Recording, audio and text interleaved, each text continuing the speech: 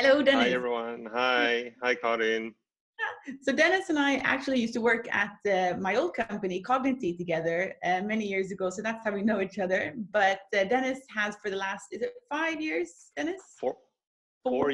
4 years. Yeah, 4 years. 4 years been working with LinkedIn, and you have most recently been working at LinkedIn in Singapore, but Correct. just moved back to Stockholm as well. So you're going to speak a bit about how to maximize your LinkedIn game during this period. There was questions about how to do cold reach out. Is it Got accepted it. or not? You get those a lot, I'm guessing. So Yes. go ahead and present to us what your best cases are, and I will also be jumping in sometimes with questions from the audience. Got it. Got it. Hi, everybody. Good to be here on this lovely Tuesday. So I'm just gonna jump straight into it, and I want to talk about a little bit of how companies are currently using LinkedIn, and I come from a background from helping the largest companies in the Nordics, but also out in Singapore, some of the world's largest companies in how they can leverage LinkedIn to find the people that they need. So um, I think that apart from that, I want to go through your LinkedIn profile, how you can use LinkedIn to maximize your search, and of course, any questions that you have, just throw them in, right? The first thing you want to sort of understand is how do companies work when they are trying to recruit for somebody, right? And the first thing that they do is that the recruiter itself sits with the hiring manager who have raised a requisition request, and with the requisition, they sit together to find out who is the person that they're looking for, right? What are the qualities? What are the must-have skills? What are the nice-to-have skills? Which companies have they worked for? Maybe that's a requirement. How many years of experience? Maybe they require a certain industry, maybe they don't, but depending from company to company, they all work through those requirements so that the recruiter have something concrete to walk away with. And the reason for that is that once they walk into LinkedIn, they can actually make a specific search depending on what the requirements are, right? So if they're looking for somebody who works within the finance industry with 5 years of experience, or if they're looking for a developer, but this particular developer needs a Java and Ruby experience from before, they can find that via LinkedIn. And the way they find it depends on how your LinkedIn profile is structured. So what I want to say with this is basically when you're constructing your LinkedIn profile, think about what a hiring manager, the words that a hiring manager would use in order to find the people that they need, right? And those are the words that the recruiter will use. So if somebody needs a person with SaaS experience, and you do have SaaS experience, you should mention SaaS specifically within your profile to make you more searchable. So that's just one part of it. And the second part is actually jumping straight into the LinkedIn profile. And I'm gonna attempt to share my screen, and hopefully that works very well. Yeah, Karin, that works. that works? Yeah. Awesome. So this is your sort of your news feed. What I want to start with just viewing your profile. And the first thing I want to do is have a great profile picture, right? And when I say great, I'm not saying that you should sort of go out and hire a professional photographer right now. Just a simple background using your mobile phone works perfectly. And the reason I would say it's like a digital handshake. If a recruiter were to reach out to you and they don't have a profile picture and they don't have a filled out profile, the likelihood of you trusting that person is less compared to somebody who does. So just to create that sort of credibility, just get a profile picture up. We can also see from our data that profiles with a picture gets a lot more views, gets a lot more comments, but also gets a lot more messages. And those LinkedIn messages is what you're looking for eventually. So that's the first step. It's getting a profile picture up. The second part is a summary, right? So this about section. And I think that this is one of the most normal sections that people leave out because they don't know what to write and they don't know what to include, right? And I think that this is, you can see this in many, many different ways, and you can structure it in many different ways. I'd say that think of it as like a quick elevator pitch cover letter style, right? So talk about yourself and who you are and what you offer. What is it that inspires you, or what is it that you are looking for, or what is it that you think that is important for the person's visiting profile to know, right? So if we compare this to, for example, purchasing behavior, if you go out and you want to buy a new barbecue, a TV, or a new mobile phone, whatever that is you want to buy, most people today do their research and they go out and they read and they're not ready to talk to a salesperson yet. And with recruiters, when they visit your profile, right, they're not ready to talk to you yet until they get some basic information from you. So what is it that you want to tell recruiters when they're visiting your profile that you think is important for them to know? Include that here in the about section, right? And make sure that you write something that you use your own language and your personality comes through, because at the end of the day, that's sort of what you want to demonstrate for the recruiter. So can I ask you, Dennis, about that? Your text there is quite much about who you are as a person rather than your experience. And we just had Petra on the call saying that they're seeing a shift from specialists to more generalists. Yes. How do you strike that balance between describing your personality and how you are in organizations, your passions, versus what you've done and how you can apply it? How does that balance work? So one of my most common sayings is that all roads leads to Rome. So some people will use the about section to create that. Some people will use the experience section to include that under their different job titles, right? So my boring answer is that the balance is up to you. But I think that what Petra said and what I've noticed as well from the clients that I work with is that they're not necessarily just looking for a specific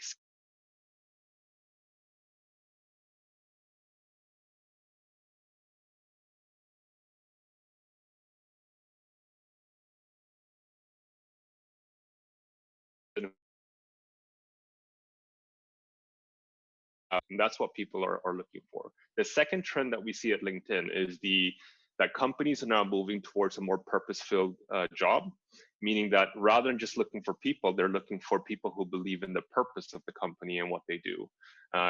So they're looking at both the vision and mission of the company, and they want to feel that they are aligned to be able to do the best work that they can do.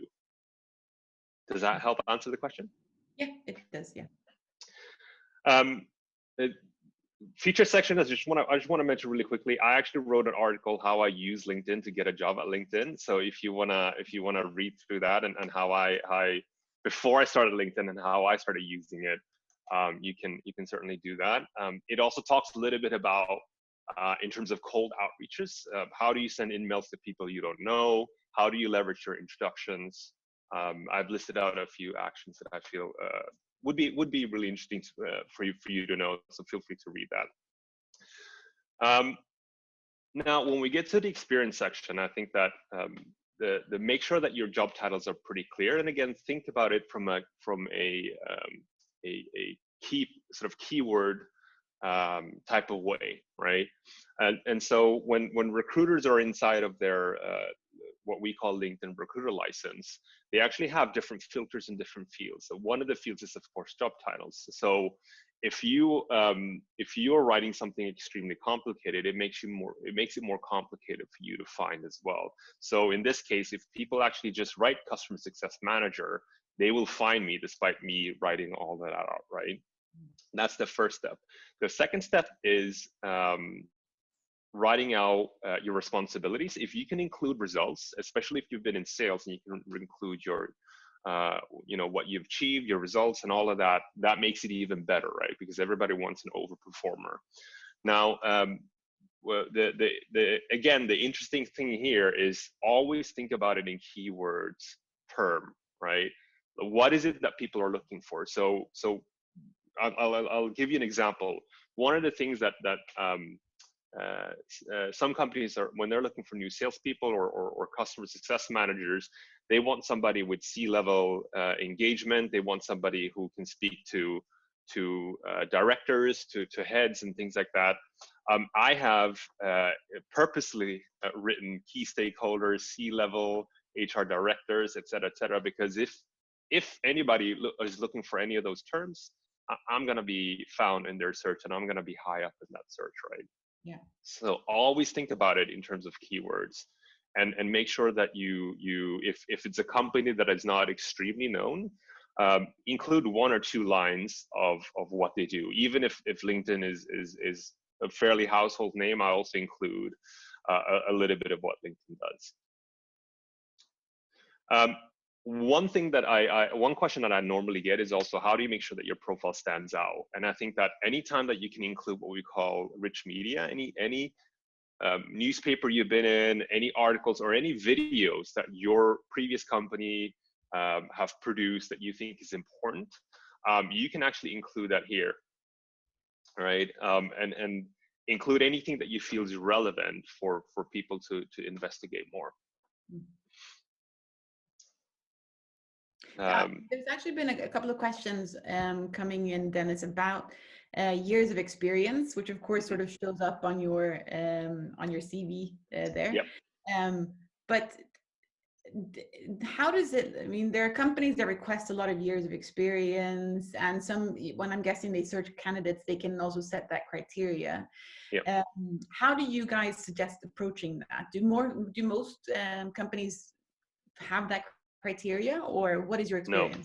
So that depends, right? So if you're a recruiter, recruiters nowadays are not just simply people who take an order from a hiring manager. Recruiters are people who are advisors to the hiring managers. So what happens is that you may, they may come with a specific requirement in which what we call a purple squirrel. They don't really exist, right?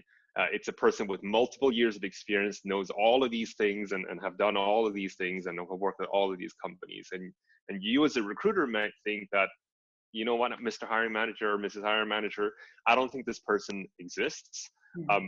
If we're looking for that within this geography, we might find one person who's extremely happy at their job already.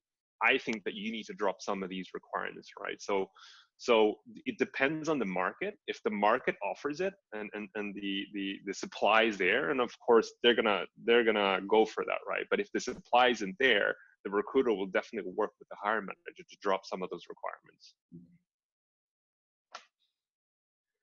So the other thing I want to talk about in terms of your profile is actually skills as well as recommendations. So skills is one of the most common things that recruiters use when they search for profiles.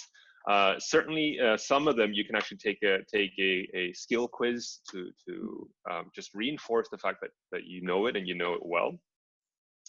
And the idea here is that what is it that you know, what is it that you want to highlight, and what is it that you think that recruiters will be interested in looking for. So for example, I have purposefully included business to business, customer retention.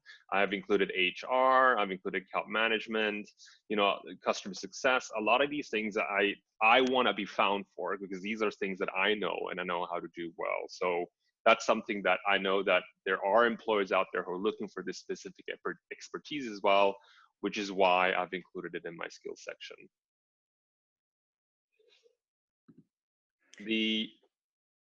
Go ahead. Do you have a question? I was just going to say that one of the things that came up from Petra was that we talked about it before as well, about going from specialist to generalist. I'm guessing a lot of the skills then that you have might be industry specific, but what your point is there, that you want to try to make it as broad as possible. Correct. To seem as generalist as well. Is that correct? Am I getting it correctly? Correct. And if you look at my experience, I come from ed tech background in education into HR space, right? And I had no experience whatsoever, but I had transferable skills. Right, and those are some of the things that you can highlight. So one section is recommendations as well. So recommendations is again, you don't need to collect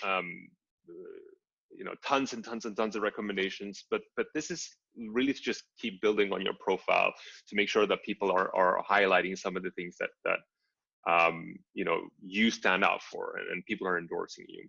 I think that in interest of time, I want to move further because in terms of your interests, I want to highlight that apart from groups that you can join and things like that, I think it's important to follow companies. And the reason for that is that if I follow IBM and IBM recruiters are looking for somebody who fits my profile, there are two things. One, I'm going to show up high in their search. Secondly, I'm going to show up in a specific filter that shows people that are interested in working for IBM. I specifically follow IBM because I'm getting relevant news, but if they're reaching out, that might be an employer that I might want to work for, meaning that if any recruiters from IBM is searching for me, I'm going to show up high in their search, and I'm going to show up in a very specific filter that shows me that this person is interested in joining, right? So that's very, very, very important to know that for all of the companies, if I go to Ericsson, make sure that you visit the company itself and you follow it, right? I've already done it, which is already says following. And once you do that, you're gonna be more visible when their recruiters are looking for a person. And if their criteria that they use fits your profile, you're gonna show up higher in their search. So that's very, very important. The other thing about the network itself is that the more you engage with the network, the more you are changing the way and the network fits you, right? So one thing that people always talk about is how their newsfeed doesn't really fit what they want to see. If you haven't engaged with the network in terms of likes, comments, resharing, and all of that stuff, the network can only base what you like on your profile. And especially if you haven't included any keywords, you've only included job titles, it makes it very hard for both the AI and machine learning to understand what you like and what you need. So start engaging with the network, right? And if you continue to start going to the job section and apply for jobs, you're also going to be more visible for people who are more likely to switch jobs. And that's what you want to do. And that's going to show up, again, in a very specific filter inside of the recruiter's LinkedIn tools. I want to go through settings as well, because there are a few things that I want you to do immediately as soon as you get off this call, right? And it's actually under job seeking preferences. I recommend you to actually go through literally everything that is inside of your settings. And I think that's important to know that you are the boss of your account. You own your profile and you control how you want to be visible. And I recommend you to do all of that. But for today, I'm going to show you job seeking preferences. The first thing is letting recruiters know that you're open to new opportunities. Switch that on. And this is only visible for people outside of your current company, right? So recruiters from your current company won't be able to see that. The second thing is signal your interest to recruiters at companies you have created job alerts for. Now, if you remember, I told you about following companies. The second step is actually create a job alert for that specific company as well. And the third is sharing your profile when you click on apply. So these three things I feel that you should switch on if you're currently job hunting. And when I go back, there are two things I want to do. Number one, I'm going to visit my profile. And you can see that I'm now open to new job opportunities. It's only visible for recruiters. I can change that so it's visible for all LinkedIn members if I want to. Now it's taken my current job title and the job location, right?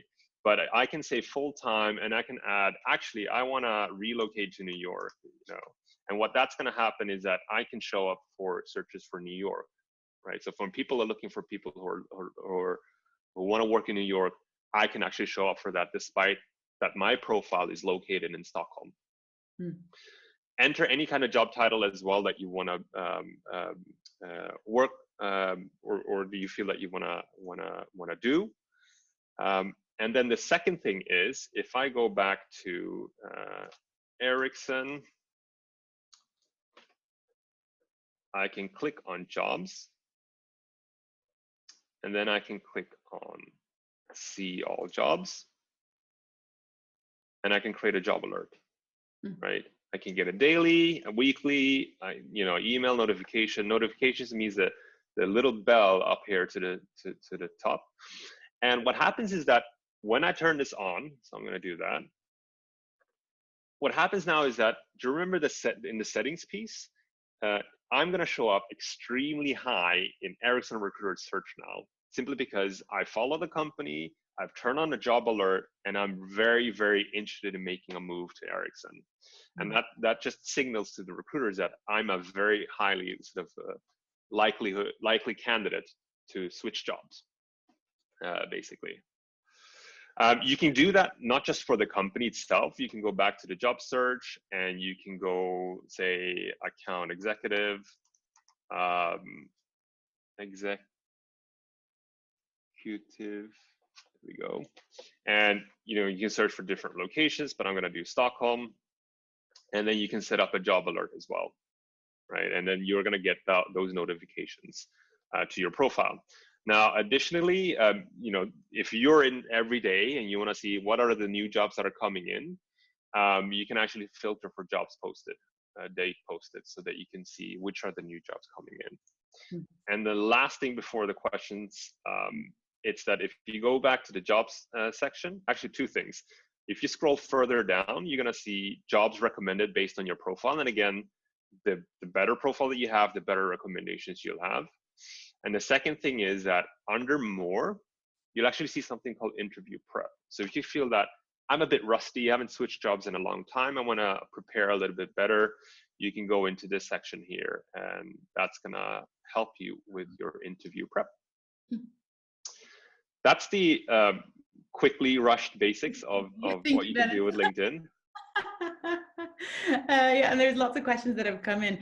One question we often get, and we touched upon it with Peter as well, was about emailing, cold reach outs, through LinkedIn email or all these things. Yes. What are the top tips there? Well, first, I have no shame with that, right? So if there's something added value I can give to them, and there's an added value they can give to me, why not? If it's a match, right? So don't feel like, oh, maybe I'm bothering them or maybe something like that. My tip in the article that I write about is that I want to pick their brain and I take them out for lunch, right? And if you think about it, who doesn't want to talk about themselves and how good they are, right? And so don't feel that you are intruding or anything like that. And if it's a no, that's the worst thing that happened. They said no, I'm not up for that. And certainly I got a lot of no's. Sorry? Right. Is there anything you can put in like title of the email? Is that what's the click rate? Yeah. What maximizes the chance of? The highest open rate and response rate that we have, so response meaning that they actually replied, is if you know somebody who knows them, right? There are two ways. So either what I did was I asked a person that I knew or an acquaintance that I knew to introduce me, or I would use their name with their permission, of course, and say, hey, Karin told me that I should speak to you. That would always get a response. If you don't have that, I always think about like what type of added value that you can do for them, right?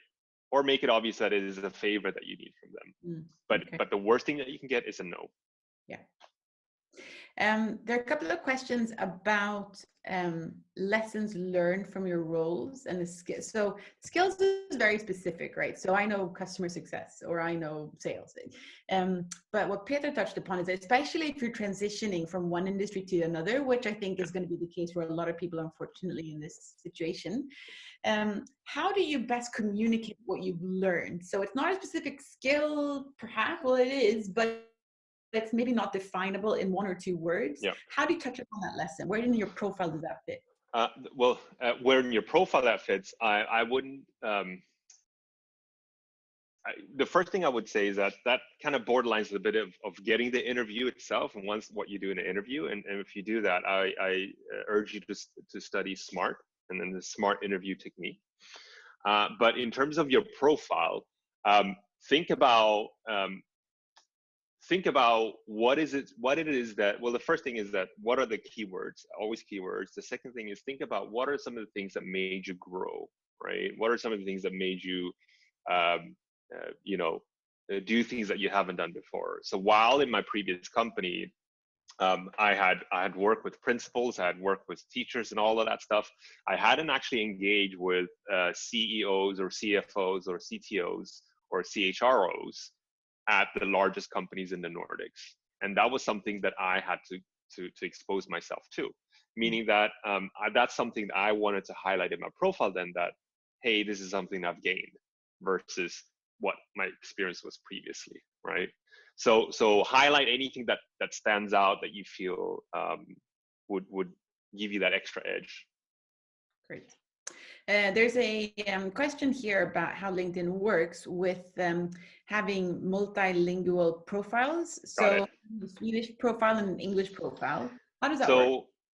Inside of their recruiter license that recruiters use, it's auto translated. So meaning that if I look for sales, a salesperson, sales rep, it will translate to säljare automatically. Or if I'm a recruiter and I search for säljare, it would also find all kinds of sales reps, because we have a taxonomy that we use that fits the search like that. The second thing is that your profile, you can actually add a profile in another language, right? So I only have English because that works for me. And again, if people who search in Danish or Swedish, they will also find me because it's auto translated through that taxonomy.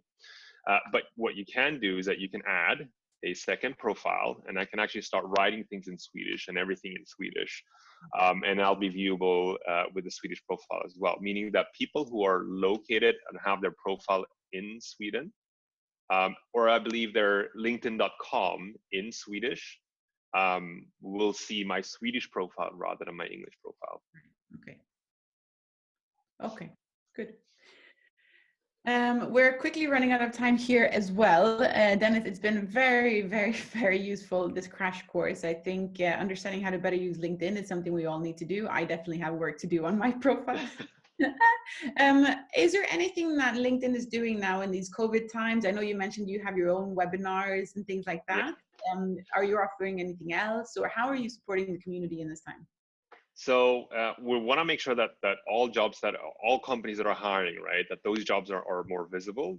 But what's important is that our head of Nordics, together with our team, runs a webinar as well, and she goes through things in Swedish of how you can optimize your profile for LinkedIn, and how do you optimize your profile for being found by the companies that are looking, right?